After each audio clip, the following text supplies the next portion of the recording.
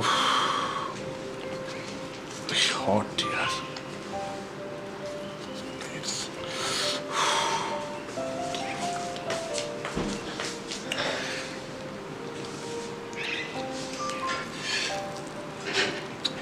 it's really good.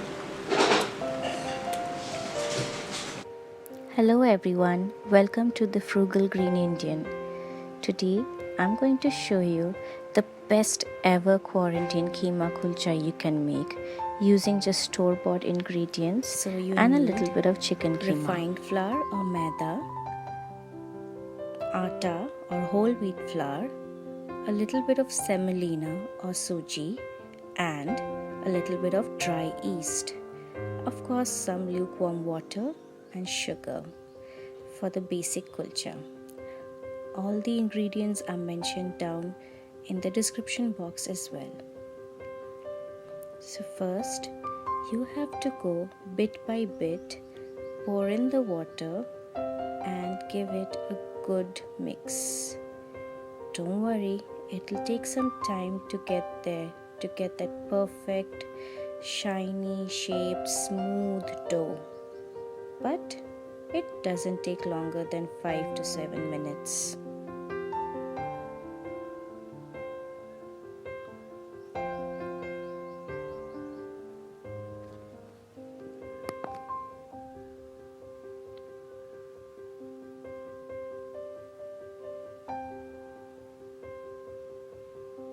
Here I add in a little bit of salt and sugar. The sugar actually helps the yeast to do its fermentation job, so sugar is extremely important. Otherwise, you won't get that yummy, stringy, and fluffy effect in your kulchas. As an optional ingredient, I have also added some black seeds or Nigella seeds or kalonji. It just adds that little bit of extra flavor. It's completely optional. And here you go. After a little bit of hard work and patience, you get your perfect dough. It's all in the hands. This step cannot be done by a mixer or a spoon or anything. You have to be one with your dough. You have to feel it, you have to understand the texture, and only then you will know whether it's ready.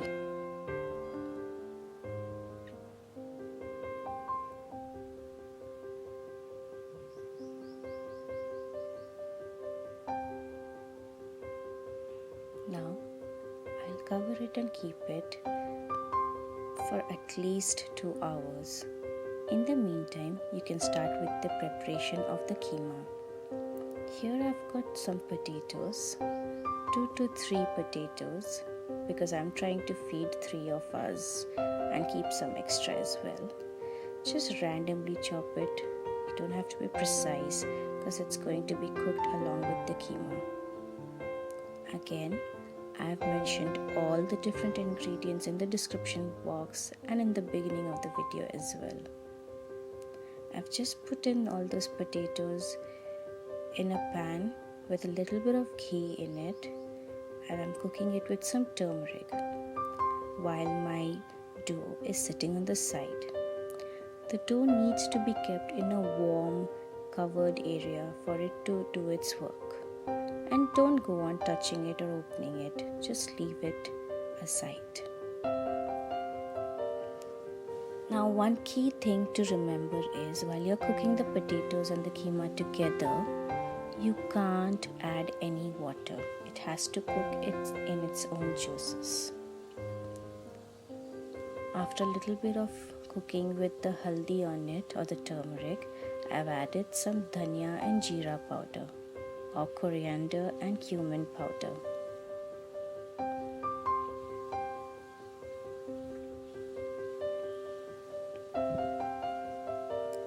Slowly but surely keep mixing it for about 2 to 3 minutes The idea is that all the masalas need to be coated around the potatoes. Then just cover it for a little while. This process helps in getting the juices out of the potato and cooking. Here is my Venky's chicken keema as it was during the lockdown that I've made it. I couldn't buy any other keema.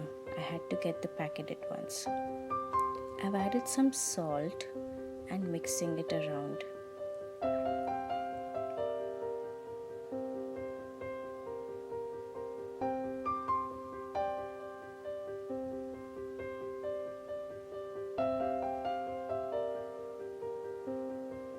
After a couple of minutes of it being with the salt, just add it directly. Again, I'll keep on saying and reminding, you do not need to add any more oil, any more ghee, or definitely no water. Just give it some time. It will definitely release its juices and cook in it. Because we are going to stuff it in the dough, we cannot have any excess water releasing. Just keep on mixing it. This chicken keema mixture is really good on its own as well.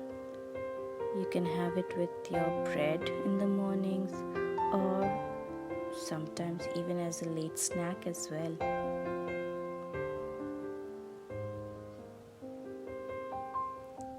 This is how it looks after 5 minutes of mixing. Because I didn't want to add any red chilli powder, I've just added some red chilli flakes. Basic whole red chilies cut up into pieces.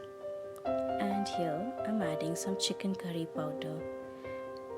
This was brought in by my friend from Sri Lanka. She's a vegetarian, but she remembered to get me some chicken curry powder. Don't worry, it's optional. Your chicken curry powder or chicken masala does not have to be from Sri Lanka.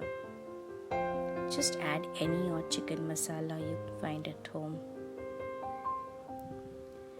Now here I am just smashing up the potatoes a little. By now the chicken and potatoes have been in the pan and being covered on and off for at least 5 minutes. It's ready. After it's ready, I'll add in some tomato onion paste. Don't worry, this is something which I've made at home and kept it. But if you don't have it, you can just add some ketchup. Not a problem at all. The reason I don't add the tomato and onion paste in the cooking time is because it will release some water.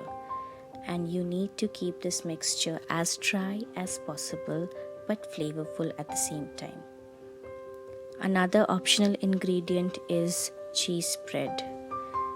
Again, only if you have it in your store and if you like the flavor of cheese, then add it. I've added it here not just because I want it overly cheesy.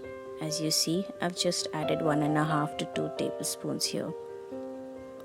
The only one more reason I have added is that I want it to be binded together, the mixture. Go on using your muscle power to break down the mixture as much as possible. Now let's check on the dough. You'll know it's ready when you just press onto it and it feels fluffy and bouncy. Now is the time to add our ghee. If you don't have ghee, you can just add some melted butter. This is about 2 tablespoons. It's going to make the dough even more flavorful. I'm just massaging in all this extra yumminess and trying to beat out some of the air because I'm going to leave it to prove for a little bit longer.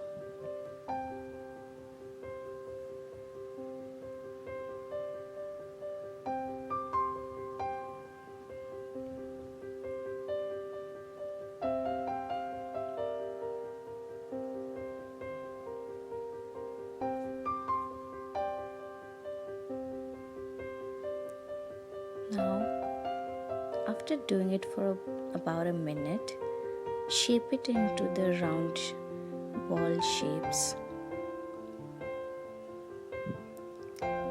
This mixture yielded about 6 kulchas. Actually 8, but I kept the other 2 aside for an evening snack. Now cover it and store it away for 15 minutes and see what happens. It's puffed up again. This is the nature of yeast. It will go on doing its job if left aside in a cool, dark, warm, covered place. Now this is the major step of how you can actually form your keema kulchas without breaking it. This is a little bit of difficult step, but here's my sister showing you the procedure.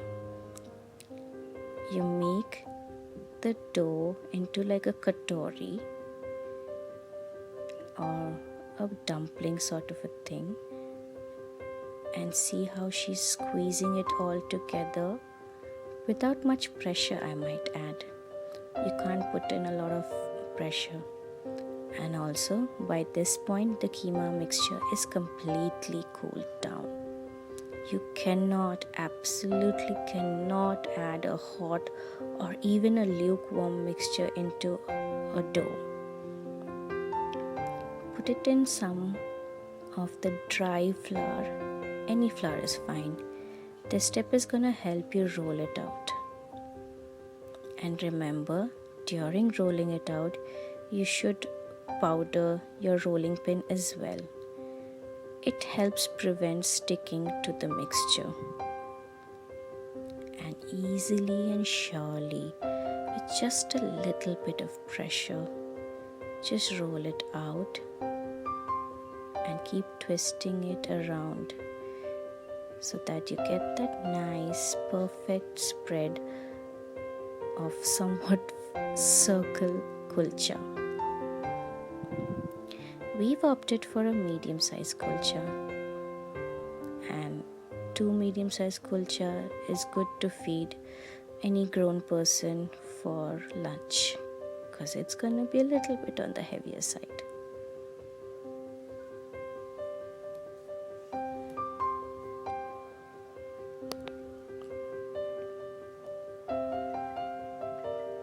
Now take a pan. I find that the iron griddle pans are the perfect ones to cook kulchas or parathas in. It's okay if you have a non-stick one as well. I put in dry